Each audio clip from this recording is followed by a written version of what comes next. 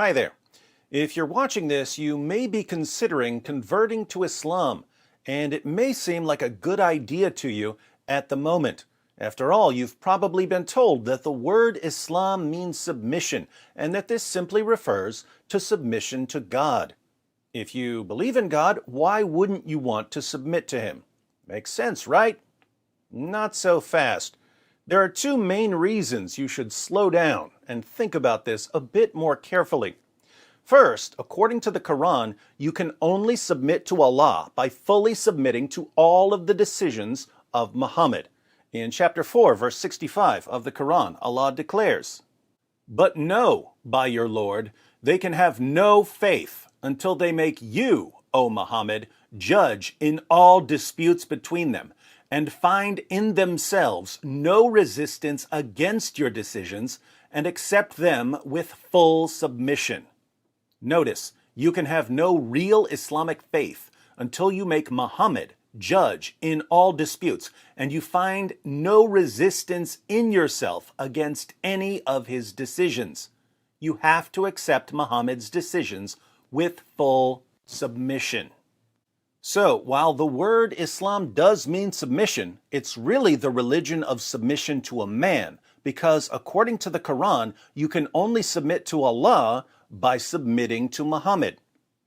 Who was Muhammad? He was an illiterate 7th century Arabian caravan robber and warlord. As a rule, before you unquestioningly accept all of the teachings of an illiterate 7th century Arabian caravan robber and warlord, you should really make sure you can trust him as a prophet. And that requires carefully examining his life and teachings along with the so-called evidences of his prophethood. The second reason you should proceed with caution here is that Muhammad ordered his followers to execute anyone who leaves Islam. For instance, in Sunan an-Nasa'i 4067, we read, "The Messenger of Allah said, 'Whoever changes his religion, kill him.'" So, if you convert to Islam without doing any careful research, and you later decide to leave Islam, you'll be under a death sentence for the rest of your life. Islamic preachers will send you threats, warning you that once they're in power, you'll be executed.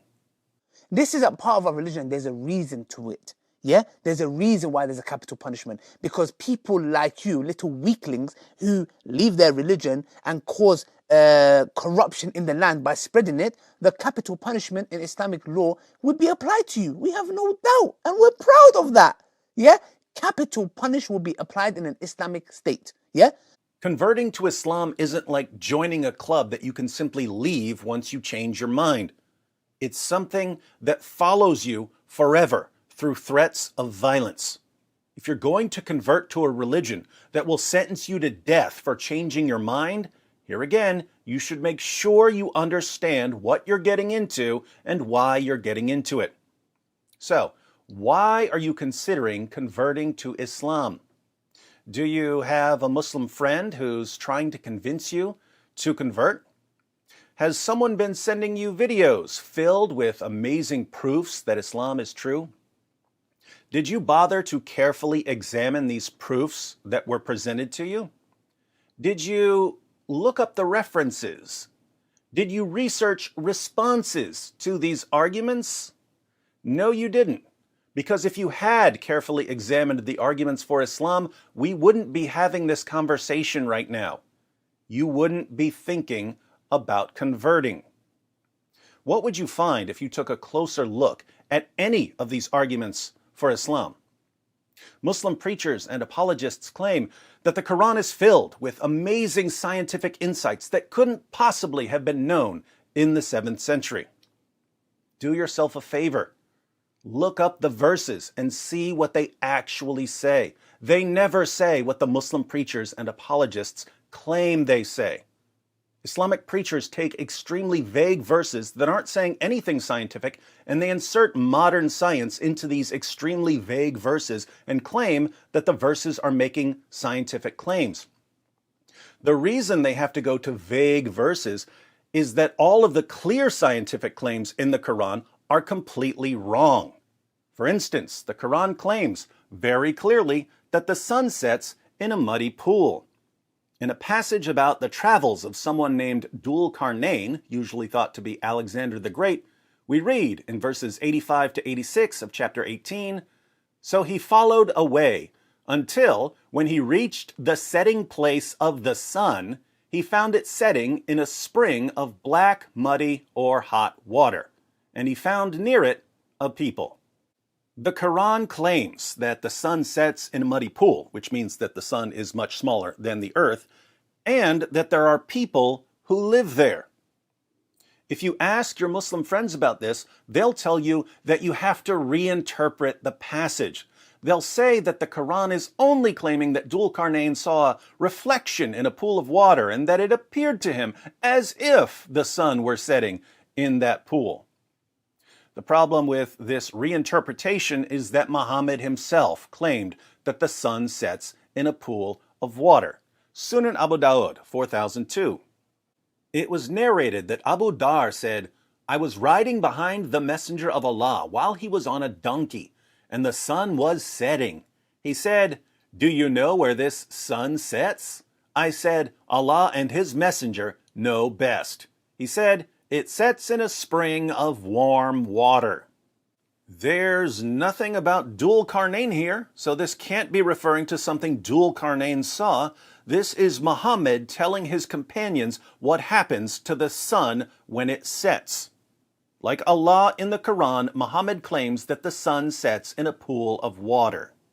You'll find these kinds of things all over the Quran.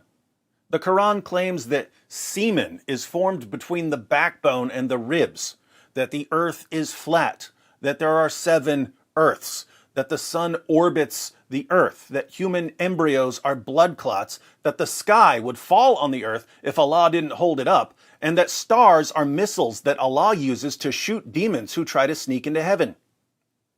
Did your Muslim friend bother telling you any of this?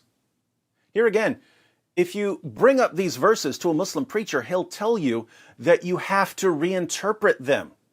Notice, you have to reinterpret all of the clear scientific claims of the Quran because they're all wrong. Then you have to insert modern science into hopelessly vague verses in order to get the scientific miracle. Is this a good reason to submit to all of the decisions of an illiterate 7th century Arabian caravan robber and warlord? Perhaps you've been told about the miraculous preservation of the Quran. There's only one Quran, perfectly preserved right down to the letter from the time of Muhammad. Let me guess, whoever told you about the miraculous preservation of the Quran didn't bother telling you that, according to Muslim sources, entire chapters of the Quran were lost because Muhammad's companions were too lazy to recite them. He didn't bother telling you that hundreds of verses were lost because the only people who had them memorized died in battle. He didn't bother telling you that verses were eaten by a sheep. He definitely didn't show you Sunan Ibn Majah, 1944. It was narrated that Aisha said, "The verse of stoning and of breastfeeding an adult 10 times was revealed, and the paper was with me under my pillow. When the Messenger of Allah died, we were preoccupied with his death, and a tame sheep came in and ate it." Those verses were part of the Quran. They're not in the Quran today. What happened to them? Muhammad's wife Aisha had the only copy, and a sheep ate it. So Allah couldn't protect the Quran from a sheep. According to Muslim sources, Uthman, the third of the rightly guided caliphs, had to burn countless copies of the Quran to cover up all the differences. And even that didn't work because there are still different versions of the Quran even today. Muslim scholars are now being forced to admit that there are different versions of the Quran. Today, most Muslims read the Quran in a text that is referred to as the Egyptian edition of 1924. But this is not the only text of the Quran that is read throughout the world. In other words, if you were to compare 2 printed Qur'ans, you're going to see differences between them.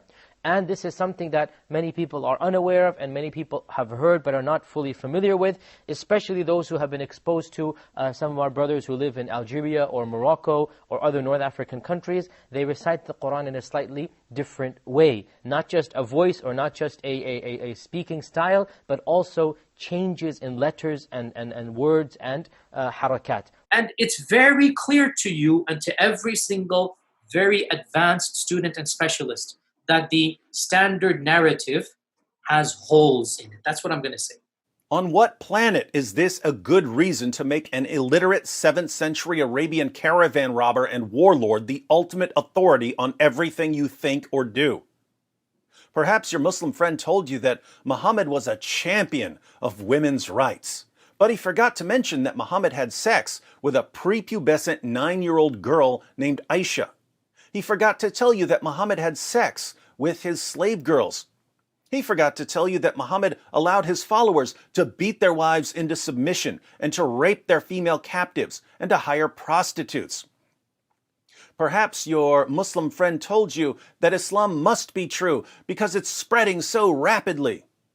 I have no idea why something growing rapidly would mean that it's true, but I bet your friend didn't tell you why Islam is growing so rapidly. The same Pew Research study that said that Islam is the world's fastest growing religion also said that the primary reason for Islam's rapid growth is high birth rates. Why do Muslims have higher birth rates than other groups?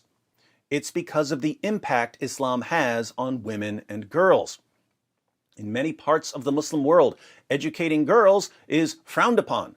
Women having careers is frowned upon.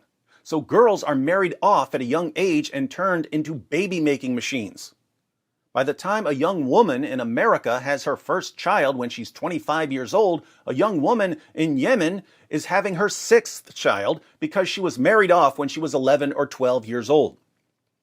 So are we supposed to conclude that Islam is true because it gives women and girls nothing to do apart from making babies? Notice, every single reason you've been given to believe in Islam falls apart as soon as you take a closer look.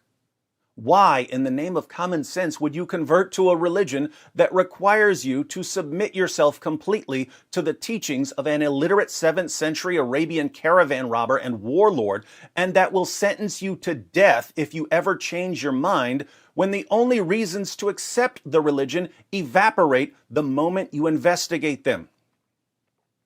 In case you'd like to carefully examine Muhammad and the Quran before converting, I've included in the description box some links to articles and videos on all of the issues I brought up in this video. But maybe you'd like a second opinion. Maybe you'd like to hear from someone who was once a Muslim and had to learn all of this the hard way. The death threat from a Muslim preacher earlier in this video was a message to a young man who now calls himself the apostate prophet. He's an ex-Muslim who's under a death sentence for leaving Islam after realizing that it's false. Don't leave without clicking on his video and letting this former Muslim explain why you should think twice about converting to Islam.